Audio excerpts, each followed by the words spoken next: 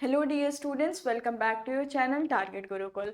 आज हम इस वीडियो लेक्चर में क्या करेंगे, अपनी नेक्स्ट यूनिट जो कि रहेगी आपकी काइनेटिक थ्योरी ऑफ गैसेस, इसका हम एमसीक्यू प्रैक्टिस करने वाले हैं। जैसे कि आप जान रहे हो, इससे पहले हम बाकी सारी यूनिट यानी कि यूनिट 3 तक अभी हमने अपने एमसीक्यूज़ को प्रैक्टिस कर लिया है। और अभी तक आपने उस वीडियोज़ को नहीं देखे हैं तो आप जाके उन वीडियोज़ को देख लो। और इस वीडियो को देखने से पहले आप क्या करो कि जो मैंने आपको लेक्चर्स में मतलब पढ़ाया हुआ है, आप उसको एक बार अपने नोट्स को रिवाइज कर लो। ठीक है, ठीक है। तो आई होप कि आप लोग रिवाइज करके उसके बाद से ये वीडियो देख रहे हैं तो आपको क्वेश्चंस भी बहुत इजी लगेंगे। और इजीली सारे क्वेश्चंस मैंने जो पढ़ाया है उसमें almost of the most of the concepts और ऐसे नोट वाइज मैंने लिखाया भी है, तो उससे आप इजीली आप ये क्वेश्चंस कर पाओगे। ठीक है, तो चलिए स्टार्ट करते हैं इसको। और जो लोग मुझसे नहीं पढ़े हैं या फिर कहीं से भी नहीं पढ़े हैं, वो लोग क्या कर सकते हैं, वो लोग हमारे जो बैच है बीएससी के लिए वो उसमें आप जुड़ सकते हैं। बीएससी के लिए जो साथी बैच है उससे आप जुड़ सकते हैं। ये बैच आपको टारगेट गुरुकुल के मोबाइल ऐप पे मिल जाएगा और वहाँ से आप जुड़ के और वहाँ से पूरी अपनी जो भी थ्योरी पार्ट है वो पढ़ सकते हो। और अभी क्योंकि अभी आपके पास अच्छा खासा टाइम है, ऑलमोस्ट 20 डेज का टाइम है एग्जाम्स में, तो कर सकते हो। ठीक है, हम स्टार्ट करते हैं अपने पहले क्वेश्चन को। देखो क्या कह रहा है पहला question, the boils temperature is given bye. जो आपके पास बॉयल्स टेम्परेचर है वो किस इक्वेशन के थ्रू मिलता है, तो इसको मैंने बताया हुआ है आपको अपने थ्योरी वाले पार्ट में कि जो बॉयल्स टेम्परेचर होता है वो किस इक्वेशन से मिलता है, A by B into R. ठीक है, फिर दूसरा ऑप्शन है आपके पास B by A into R, R by A into B, 1/A/B/R। तो आपके पास क्या होता है, जो बॉयल्स टेम्परेचर टीबी बोल रहे थे जिसको, उसको हम कैसे दे रहे थे, A/B/R। ठीक है, तो ये आपके पास राइट ऑप्शन क्या हो जाएगा, फर्स्ट वाला। ठीक है, ये डायरेक्ट फॉर्मूला बेस्ड है। ठीक है, नेक्स्ट क्वेश्चन पे आते हैं। नेक्स्ट क्वेश्चन देखो क्या कह रहा है आपके पास, एक सेकेंड। देखो, एट वेरी लो प्रेशर, बहुत लो प्रेशर पे जेड अप्रोचेस। ठीक है, जब आपके पास प्रेशर लो होना तो जेड किसको अप्रोच करता है, पहली बात जेड क्या है, तो जेड आपका जो होता है ये कंप्रेसिबिलिटी फैक्टर होता है। क्या होता है जेड आपके पास, कंप्रेसिबिलिटी फैक्टर होता है। ठीक है, कंप्रेसिबिलिटी फैक्टर। तो जब आपके पास जब प्रेशर क्या हो, प्रेशर को एकदम लो कर दिया जाए, प्रेशर लो प्रेशर हो, आपके पास लो प्रेशर हो, तो उस केस में जेड की वैल्यू क्या होगी, तो जेड की वैल्यू ऑलमोस्ट 1 की तरफ जाती है। जेड की वैल्यू उस केस में क्या हो जाती है, ऑलमोस्ट 1 की तरफ जाती है। यानी आंसर क्या हो जाएगा, 0 नहीं, यूनिटी। 1 का मतलब क्या होता है, यूनिटी। ठीक है, जिन बच्चों को नहीं पता है 1 को ही हम यूनिटी भी कहते हैं, तो राइट ऑप्शन आपके पास यूनिटी हो जाएगा। इन्फिनिटी तो नहीं होता है, ना ही 0.50 होता है। ठीक है, तो जब लो प्रेशर होता है जेड कितने को अप्रोच करती है, आपकी जो कंप्रेसिबिलिटी फैक्टर है वो ऑलमोस्ट 1 को अप्रोच करती है। ठीक है, और z क्या होता है वहां पे आपका पीवी अपॉन एनआरटी। ठीक है, चलिए नेक्स्ट क्वेश्चन पे चलते हैं। नेक्स्ट क्वेश्चन क्या कह रहा है, the law of corresponding state is a relation among. ठीक है, लॉ ऑफ कोरस्पॉन्डिंग स्टेट जो होता है वो आपको किसके बीच में रिलेशन देता है, लॉ ऑफ कोरस्पॉन्डिंग स्टेट, इसको भी मैंने बताया था, रेड्यूस्ड प्रेशर और रेड्यूस्ड टेम्परेचर के बीच में, रेड्यूस्ड वॉल्यूम और रेड्यूस्ड टेम्परेचर के बीच में, रेड्यूस्ड वॉल्यूम रेड्यूस्ड प्रेशर के बीच में, या फिर reduced pressure reduced temperature reduced volume. ठीक है, तो हमने लॉ ऑफ कोरस्पॉन्डिंग स्टेट के पूरे रिलेशन को डिराइव किया था और उसमें हमने 3 कांस्टेंट लिए थे। एक अपना रेड्यूस्ड प्रेशर के लिए वहाँ पे pi is equal to P upon P C ले रहे थे, और फिर रेड्यूस्ड टेम्परेचर के लिए ठीक है, theta is equal to V upon B C ले रहे थे, और phi is equal to T upon T C ले रहे थे। ठीक है, तो इन तीनों के टर्म्स में यानी, और ये चीज क्या थी, ये आपका रिड्यूस्ड प्रेशर था, और इन्हीं के टर्म्स में थीटा, पाई, थीटा और फाई के टर्म्स में हमने क्या किया था, हमने अपने लॉ ऑफ कोरस्पॉन्डिंग स्टेट के इक्वेशन को डिराइव किया था। तो लॉ ऑफ कोरस्पॉन्डिंग स्टेट किसके बीच में रिलेशन देता है, सिर्फ किन्हीं 2 फैक्टर्स पे नहीं। देखो किसी में कोई दिया तो कोई एक फैक्टर मिसिंग है, यहाँ पे आपका वॉल्यूम मिसिंग है, यहाँ पे आपका टेम्परेचर प्रेशर मिसिंग है, यहाँ पे आपका टी मिसिंग है, टेम्परेचर मिसिंग है, और यहाँ पे तीनों फैक्टर दिया है। तो राइट ऑप्शन आपके पास क्या हो जाएगा, option number 4, that is reduced pressure, reduced temperature and reduced volume. ठीक है, आई होप आपको क्वेश्चन समझ में आ रहे होंगे। ठीक है, नेक्स्ट क्वेश्चन पे चलते हैं। Which of the following property is used as the dimensionless property? इनमें से किस प्रॉपर्टी को हम लोग डायमेंशनलेस प्रॉपर्टी की तरह यूज करते हैं? देखो, डायमेंशनलेस मतलब बेसिकली क्या है, यूनिटलेस, है ना। तो इसमें से जैसे मान लो रेड्यूस्ड प्रेशर है, रेड्यूस्ड प्रेशर आपके पास पाई है, तो ये जो रेड्यूस्ड प्रेशर आपके पास पाई होता है, ये आपका क्या होता है, पी अपॉन पीसी होता है। तो इसमें देखो, जो यूनिट प्रेशर की होगी वही यूनिट पीसी की यानी क्रिटिकल प्रेशर की भी होगी। तो उस केस में पी और पीसी की यूनिट सेम होगी, तो वो दोनों कट जाएंगे, है ना। तो कट जाएंगे तो ये आपको डायमेंशनलेस क्वांटिटी मिलेगी। ऐसे ही आपका वॉल्यूम के केस में भी होगा और टेम्परेचर के भी केस में होगा। रेड्यूस्ड टेम्परेचर, रेड्यूस्ड वॉल्यूम के केस में भी होगा, वो भी सब डायमेंशनलेस है। तो ऑप्शन को देखें तो reduced pressure surely, reduced volume ये भी करेक्ट ऑप्शन है, रेड्यूस्ड टेम्परेचर ये भी करेक्ट है। ऑल ऑफ द मेंशन यानी तीनों ही डायमेंशनलेस क्वांटिटी होते हैं। क्या होते हैं? तो हाँ, होते हैं। तो राइट ऑप्शन हो जाएगा आपका ऑप्शन नंबर 4 यानी कि ऑल ऑफ द मेंशन। ठीक है, all of the above. Okay, moving to the next question. देखो क्या कह रहा है, for a gas the compressibility factor Z depend on. Gas के लिए, किसी भी गैस के लिए जो कंप्रेसिबिलिटी फैक्टर आपका Z जो है वो किस पे डिपेंड करेगा? ठीक है, तो Z आपका किस पे डिपेंड करेगा, इस चीज को देखते हैं। Z की वैल्यू क्या होती है आपकी? Z की वैल्यू आपकी अभी पहले भी मैंने बताया, PV अपॉन nRT होती है। तो देखो, इसमें ये Z जो होता है ये डिपेंड करेगा आपके P और T पे, और इसमें एक और टर्म है V। तो V क्या होता है? V के लिए ये V जो होता है ये एक इंडिपेंडेंट फैक्टर है। ये क्या है? ये इंडिपेंडेंट फैक्टर होता है, ये एक इंडिपेंडेंट फैक्टर होता है। तो यहाँ पे आपका जो है ये किस पे डिपेंड करेगा? P और T पे। ये गैस कॉन्स्टेंट, ये N। तो यहाँ पे देखो ऑप्शन कहाँ है? प्रेशर एंड वॉल्यूम नहीं, प्रेशर एंड टेम्परेचर। हाँ हाँ, तो राइट ऑप्शन हो जाएगा प्रेशर। देखो, वॉल्यूम एंड टेम्परेचर ये भी नहीं होगा, वॉल्यूम इंडिपेंडेंट होता है, प्रेशर, वॉल्यूम और टेम्परेचर ये भी रॉन्ग आंसर है। तो आपका राइट ऑप्शन क्या हो जाएगा? Option number 2। ठीक है, आई होप यहाँ तक आपको समझ में आ रही है चीजें।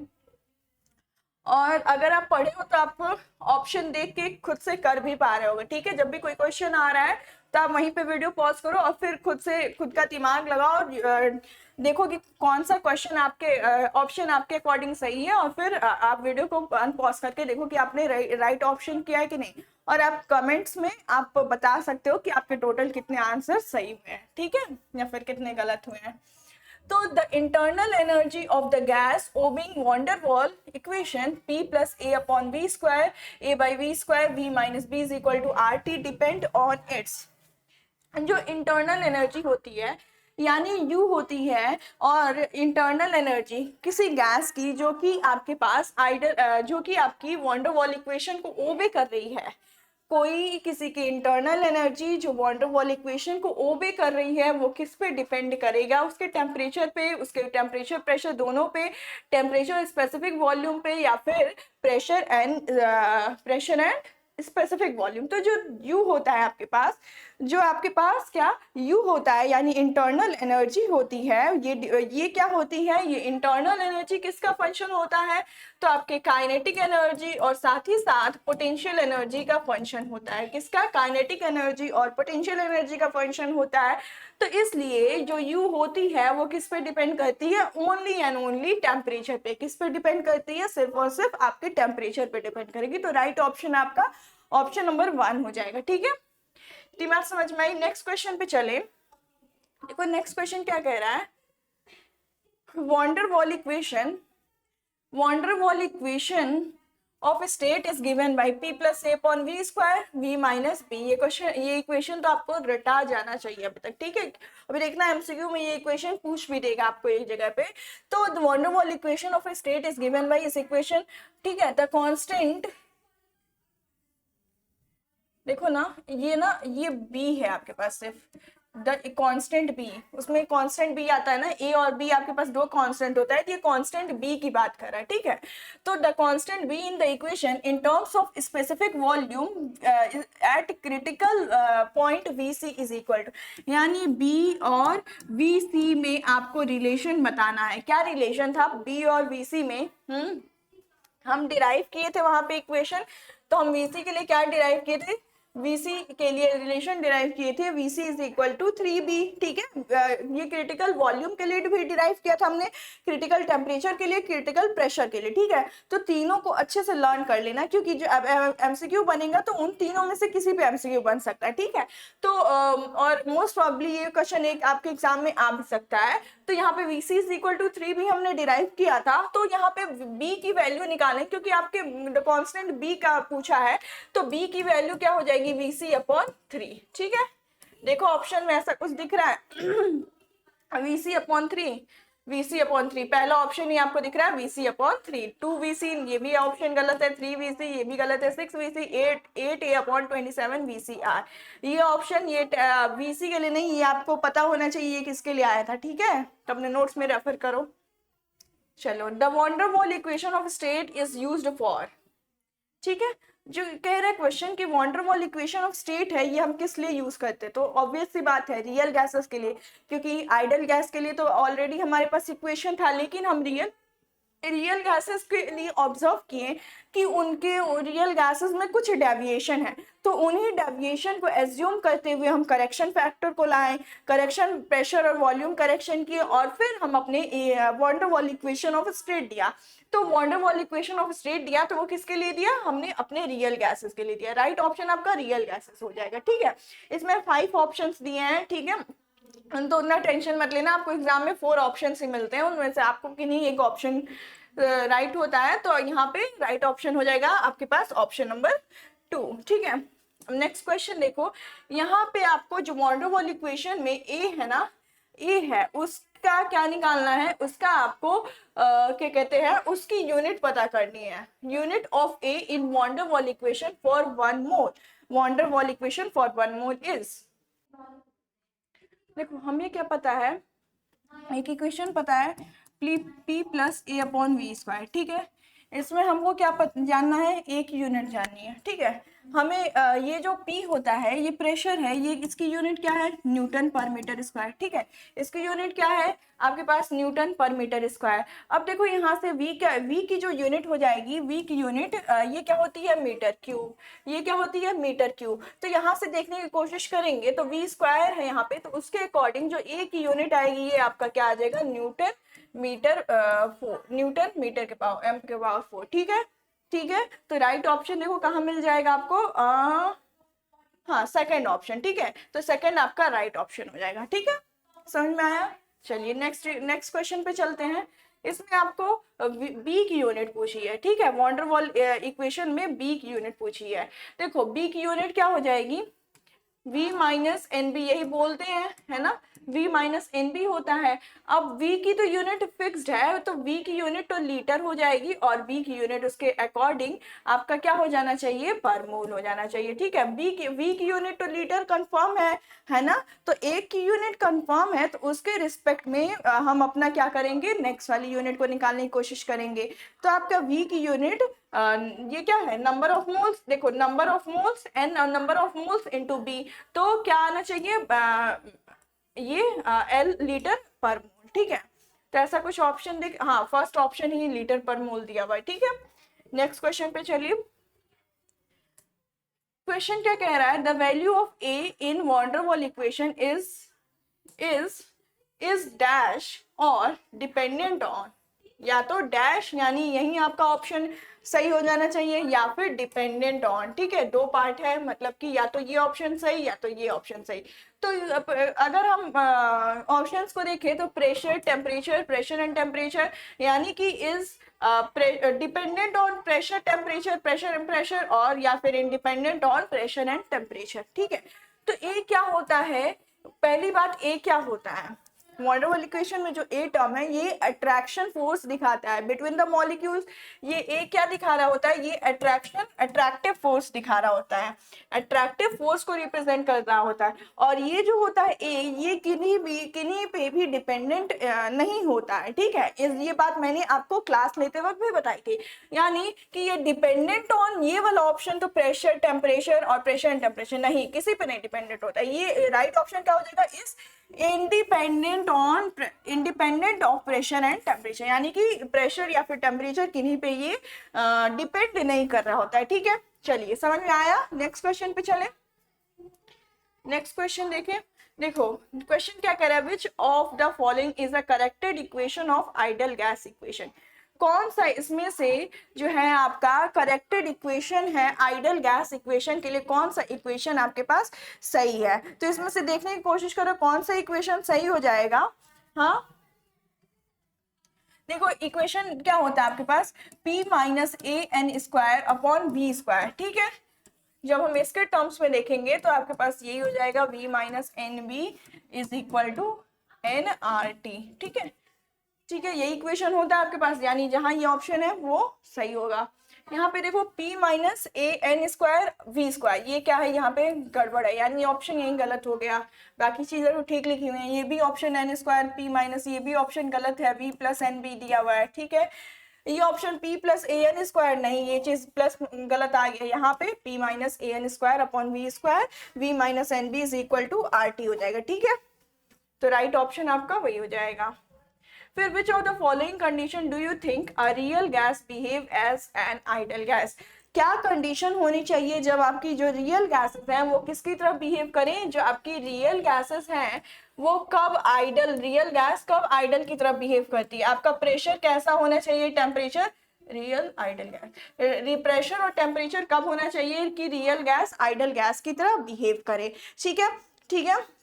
तो यहाँ पे कब कोई रियल गैस कब बिहेव करती है, हाई प्रेशर पे, लो प्रेशर पे, इंटरमीडिएट प्रेशर पे, या फिर एट एनी प्रेशर। क्या होना चाहिए राइट ऑप्शन, तो जब भी आपका लो क्या हो, लो प्रेशर हो और क्या हो, टेम्परेचर हाई हो, टी हाई हो, तो इस केस में क्या होता है, कोई भी गैस आपकी आइडल की तरह बिहेव करती है। क्या हो, जब आपका लो प्रेशर हो और हाई टेम्परेचर हो, जब आपका लो प्रेशर हो और हाई टेम्परेचर हो तो आपकी कोई भी गैस जो होगी वो किसकी तरह बिहेव करेगी, आइडल गैस की तरह। तो यहाँ से अगर ऑप्शन को पिक करो तो देखो हाई प्रेशर नहीं, आपको प्रेशर लो चाहिए, टेम्परेचर हाई चाहिए, तो ये ऑप्शन गलत हो जाएगा। और लो प्रेशर ठीक है, ये ऑप्शन सही जा रहा है। इंटरमीडिएट प्रेशर ये भी गलत है, एट एनी प्रेशर नहीं। तो जब आपके लिए या तो ये भी और क्वेश्चन पूछ सकता है और आपके टेम्परेचर के भी रिस्पेक्ट में पूछ सकता है, ये जो टेम्परेचर हाई है ना तो इसके रिस्पेक्ट में भी आपको कह देगा लो टेम्परेचर हाई टेम्परेचर, ठीक है। तो या फिर नन ऑफ दीज या फिर ऑल ऑफ दीज, ऐसे कुछ ऑप्शन दे सकता है। तो आपको ये चीज पता होनी चाहिए कि कोई भी गैस आपकी रियल गैस है तो आइडल कैसे बिहेव करेगी, या फिर आइडल गैस किन टेम्परेचर किन प्रेशर पे रहती है, ठीक है। तो आपको क्वेश्चन कैसे भी पूछे, अगर कॉन्सेप्ट पता है तो आप बता लोगे, कॉन्सेप्ट नहीं पता है तो वहीं फंस जाएगा। यहाँ पे देखो क्या कह रहा है, what is temperature known as where a real gas obeys Boyle's law or an ideal gas।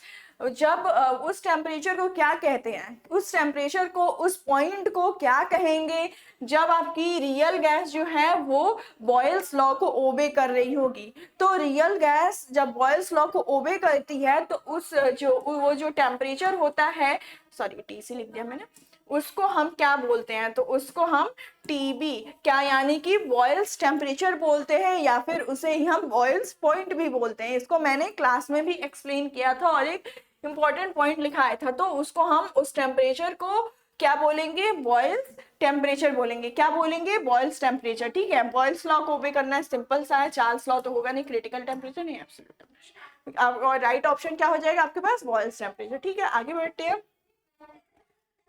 PV upon NRT is known as, ठीक है।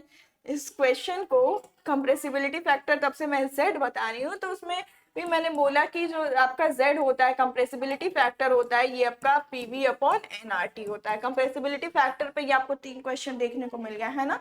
कब एक था आपका कब यूनिटी होगा कि नहीं, तो उस पर भी क्वेश्चन था। तो जो PV अपॉन NRT है उसको हम क्या बोलते हैं, इसे हम कंप्रेसिबिलिटी फैक्टर बोल रहे होते हैं। क्या बोलते हैं, कंप्रेसिबिलिटी फैक्टर। ठीक है, नेक्स्ट क्वेश्चन पे चलते हैं।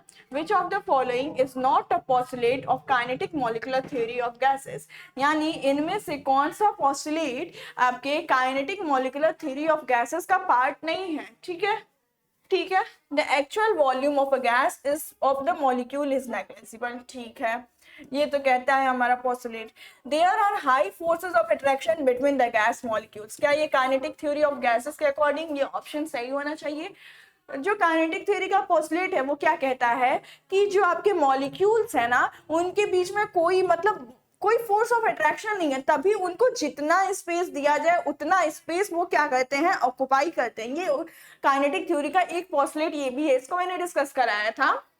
लेकिन यहाँ पे क्या दिया है, हाई फोर्स ऑफ अट्रैक्शन होगा। तो क्या आपके पास फोर्स ऑफ अट्रैक्शन हाई होता है, नहीं, फोर्स ऑफ अट्रैक्शन आपके पास वहां एकदम नेग्लिजिबल कम हो रहा होता है। ठीक है, तो ये ऑप्शन तो आपको गलत दिया हुआ है। ठीक है, ये ऑप्शन गलत दिया, यानी ये पोस्टुलेट नहीं है।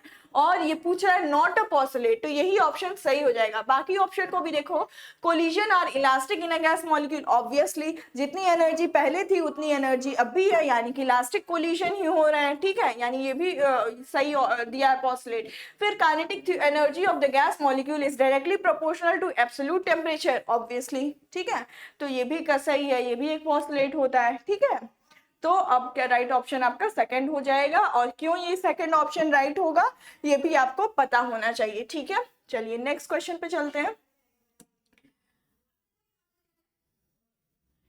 There is an increase in temperature of an object, then the kinetic energy of the object। अगर किसी ऑब्जेक्ट का टेम्परेचर जो है वो इंक्रीज कर रहा है तो जो काइनेटिक एनर्जी है वो क्या करेगी, काइनेटिक एनर्जी पे क्या इफेक्ट पड़ेगा, डिक्रीज करेगी, इंक्रीज करेगी, सेम रहेगी, नॉट रिलेटेड टू टेम्परेचर। यहाँ पे देखो एक पॉइंट पढ़ा हमने, kinetic theory of gas molecule is directly proportional to the absolute temperature. अब चलो यहाँ पे, अब ये क्या है, यानी ये डायरेक्टली प्रोपोर्शनल है।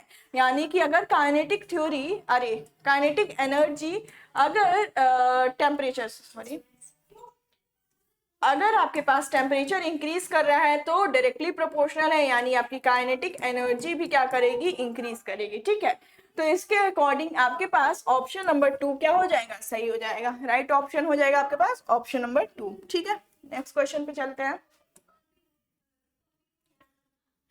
Eight an instant, at an instance, किसी भी पर्टिकुलर किसी भी पॉइंट पे, दिख नहीं रहा है,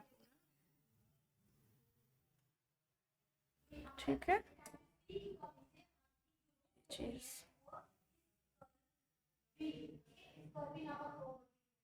ठीक है, अब ठीक है। देखो, at an instant different particles have dash speeds. किसी एक पॉइंट को ले ले, आपके गैस मॉलिक्यूल जो भी है बॉक्स में रखा है, कंटेनर में रखा है, तो उसमें किसी भी एक पॉइंट पे, किसी भी एक इंस्टेंट पे अगर हम डिफरेंट पार्टिकल्स को ले ले तो क्या उनकी स्पीड जो है सेम होगी, डिफरेंट होगी, अपोजिट होगी, सिमिलर होगी, उनकी स्पीड कैसी होनी चाहिए, यही आपके पास क्वेश्चन पूछ रहा है। ठीक है, तो आपकी स्पीड कैसी होती है, आपको पता है कि मैंने बताया भी था कि आपका जो स्पीड होती है वो डिफरेंट होती है, वो क्या होती है, डिफरेंट होती है। ये एक पोस्टुलेट है काइनेटिक थ्योरी ऑफ गैसेस में, उसको हमने डिस्कस किया है।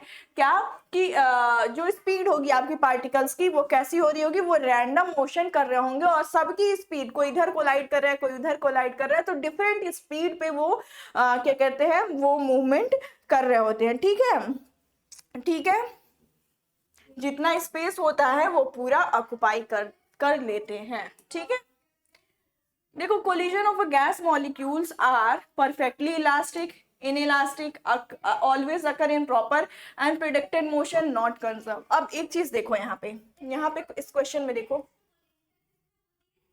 हाँ ठीक है। कोलिजन और elastic in a gas molecule, ठीक है। यानी आप एक थ्योरी को अपनी अच्छे से कवर करो ना तो बहुत सारे क्वेश्चन उस पर फॉर्म हो सकते हैं, ठीक है। तो एक यहाँ पे दिख रहा है और यही सेम इसी पे यहाँ पे क्वेश्चन पूछा है कि जो कोलिजन होते हैं गैस मॉलिक्यूल में वो कैसे होते हैं, यानी कि वो कैसे होते हैं, परफेक्टली इलास्टिक होते हैं। कोलिजन कैसे होते हैं, इलास्टिक। इलास्टिक का क्या मतलब है जी, मान लो जितनी एनर्जी आपकी पहले थी उतनी एनर्जी, मान लो मेरी एनर्जी की बात करूं तो पढ़ाने से पहले आपकी कैसी थी मेरी एनर्जी, अच्छा वीडियो के स्टार्टिंग में कैसी थी एनर्जी और वीडियो के एंडिंग में कैसी थी एनर्जी, ठीक है। तो वो क्या हो जाएगा, अगर सेम है तो परफेक्टली इलास्टिक है, ठीक है। अगर डिफरेंट है मतलब ऊपर नीचे हो गई तो वो इन इलास्टिक हो जाएगी, ठीक है। तो कैसी थी कमेंट करके बताओ मुझे। तो collision of a gas molecule are perfectly elastic, ठीक है। कैसा होता है, परफेक्टली इलास्टिक होता है, ठीक है। नेक्स्ट क्वेश्चन देखो, why do you think the pressure is exerted by the gas on the walls of the container, why do you think the pressure is exerted by the gas on the walls of the container in all direction? क्यों तुम्हें लगता है, तुम्हारे according क्यों जो तुम्हारे gas molecules हैं वो कंटेनर के सारे ओर क्यों प्रेशर एक्सर्ट करते हैं? एक पोस्टुलेट है काइनेटिक थ्योरी का ऑफ गैस का यही कि pressure is exerted by the gas on the walls of the container in all direction. और क्यों होता है इसको मैंने एक्सप्लेन किया था कि जब आपके कंटेनर में क्या होते हैं, गैस प्रेजेंट होते हैं, ये क्लोज्ड कंटेनर लिया हमने, इसमें गैस मॉलिक्यूल्स प्रेजेंट होंगे, तो ये क्या करेंगे, ये कोई इधर भेड़ रहा है, कोई इधर भेड़ रहा है, कोई इधर भेड़ रहा है, कोई इधर भेड़ रहा है, तो ये क्या करेंगे, ये वॉल्स ऑफ द कंटेनर से और आपस में क्या करते हैं, कोलाइड होते रहते हैं। तो वॉल्स ऑफ द कंटेनर पे जब कोलाइड होंगे तो क्या होगा, वहां पे प्रेशर नहीं एक्सर्ट करेंगे, करेंगे, डेफिनेटली करेंगे। तो क्यों कर रहे हैं, क्योंकि ये वॉल्स ऑफ द कंटेनर से कोलाइड कर रहे हैं, ठीक है, रैंडम मोशन कर रहे हैं और कोलाइड कर रहे हैं। They consist of identical particles, no, collide with each other during random motion. Random motion करते हुए एक दूसरे से कोलाइड कर जाते हैं। और बाकी ऑप्शन भी देखिए, लैक ऑफ डेफिनेट शेप, ये डेफिनेटली रॉन्ग है। और more forces of attraction, force of attraction तो बहुत लीस्ट होता है, तभी ये सब फ्रीली रैंडम मोशन करते हैं, नहीं तो अगर फोर्स ऑफ अट्रैक्शन हो तो ये सब एक जगह सिकुड़ के बैठ जाते हैं ना, ठीक है। नेक्स्ट क्वेश्चन पे चले। नेक्स्ट क्वेश्चन है आपका, which of the following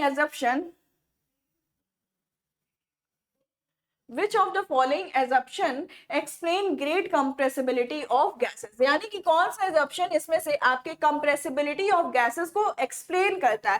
देखो, the actual volume of the gas molecule is negligible, यानी जो actual volume होता है वो गैस मॉलिक्यूल का वो क्या होता है, वो एकदम negligible होता है। तो क्या हम इससे कह सकते हैं कि आपको कंप्रेसिबिलिटी को एक्सप्लेन कर रहा है ये, क्या ये जो टर्म है ये पोस्टुलेट है, क्या ये कंप्रेसिबिलिटी ऑफ गैस को, डेफिनेटली, क्योंकि जो एक्चुअल वॉल्यूम है वो नेग्लेजिबल है, इसका मतलब क्या है, गैस कंप्रेस्ड हो सकते हैं, ठीक है। यानी इसका मतलब ये है कि एकदम दूर दूर है, तभी ना वॉल्यूम नेग्लेजिबल है। जब उनको पास किया जाए तो वो कंप्रेस होते जाएंगे, तो आपके पास राइट ऑप्शन फर्स्ट हो जाएगा। There is no force of attraction, नहीं, particles have always random motion, ये तो होता है, लेकिन इसके लिए कंप्रेसिबिलिटी के लिए सूटेबल नहीं है। Different particles have different speeds, not the right option, okay. Next पे चलो, gases dash and occupy all the space that is available to them, यानी किसी कंटेनर में आपके गैस को रखा जाए, गैस के मॉलिक्यूल्स को रखा जाए, तो मैंने इतने इतने यहाँ पे गैस के मॉलिक्यूल्स को रखे, तो फिर ये गैस के मॉलिक्यूल्स क्या करेंगे, खुद को एक्सपेंड करेंगे, है ना, खुद को एक्सपेंड करेंगे। और ये वाला मॉलिक्यूल देखो, ये वाला मॉलिक्यूल उठ के यहाँ गया, ये वाला मॉलिक्यूल उठ के यहाँ, ये वाला मॉलिक्यूल उठ के यहाँ, ये वाला मॉलिक्यूल, तो ऐसे क्या होगा, ये सब क्या करेंगे, खुद को एक्सपैंड करेंगे, है ना। तो खुद को एक्सपैंड करेंगे और जितना वॉल्यूम इस कंटेनर में है, सिर्फ यहाँ पे ना सीमित रह के पूरे कंटेनर में जितना स्पेस अवेलेबल होगा उतना ऑक्युपाई कर लेंगे। तो कॉन्ट्रैक्ट तो करते नहीं है, कॉन्ट्रैक्ट मतलब होता है सिकुड़ना, ठीक है। कंप्रेस मतलब भी होता है खुद को बिटोर लेना, सिकुड़ लेना। और एक्सपैंड आपका कॉन्ट्रैक्ट कॉम्प्रेस एक तरह से सिनोनिम्स हो जा रहा है आपके लिए, ठीक है। और श्रिंक मतलब भी सिकुड़ना ही होता है, ठीक है। तो आपके पास जो राइट ऑप्शन हो जाएगा वो आपका क्या हो जाएगा, ऑप्शन नंबर थर्ड, यानी कि एक्सपैंड करते हैं आपके गैसेस, और जितना भी ये स्पेस अवेलेबल होता है उनको कंटेनर में उतना क्या करते हैं, उतना ये ऑक्युपाई कर लेते हैं, ठीक है। समझ में आया? इतने क्वेश्चंस आप कर लोगे, और जो जो मैंने कॉन्सेप्ट्स बताए हैं इस जो भी क्वेश्चंस में जो भी कॉन्सेप्ट आ रहे हैं ना, उनको आप अच्छे से कर लो, अच्छे से कर लो। तो जो भी काइनेटिक थ्योरी ऑफ गैसेस पे जितने भी क्वेश्चन बन रहे होंगे, जैसे अब क्रिटिकल वॉल्यूम का था, तो वॉल्यूम और आपके बी में आप रिलेशन डिराइव किए, ठीक है, अब उसमें से क्वेश्चन पूछा आपसे, ठीक है। बाकी जो प्रेशर है उससे आप करो, उसका जो इक्वेशन क्या आता है, आपके पास टेम्परेचर का इक्वेशन क्या आता है, आपको तीनों इक्वेशंस पता होनी चाहिए, जितने भी इक्वेशंस हैं आपको। ये चैप्टर है जो ये क्या है, ये थोड़ा सा मैथमेटिकल साइड है, ठीक है। तो जितने भी इक्वेशंस हैं उनको आप अच्छे से तैयार कर लो, और जो भी कॉन्सेप्ट है उनको तैयार कर लो, तो जितने भी क्वेश्चंस बनेंगे ना ऑलमोस्ट इसी टाइप के बनेंगे। और आप देखे होंगे कि आज इस वीडियो में अगर आपने पहले से पढ़ा है ना, तो आप इजिली कर ले रहे होगे, ठीक है। तो आई होप आपको क्लास अच्छी लगी होगी। That's all for today, thank you so much.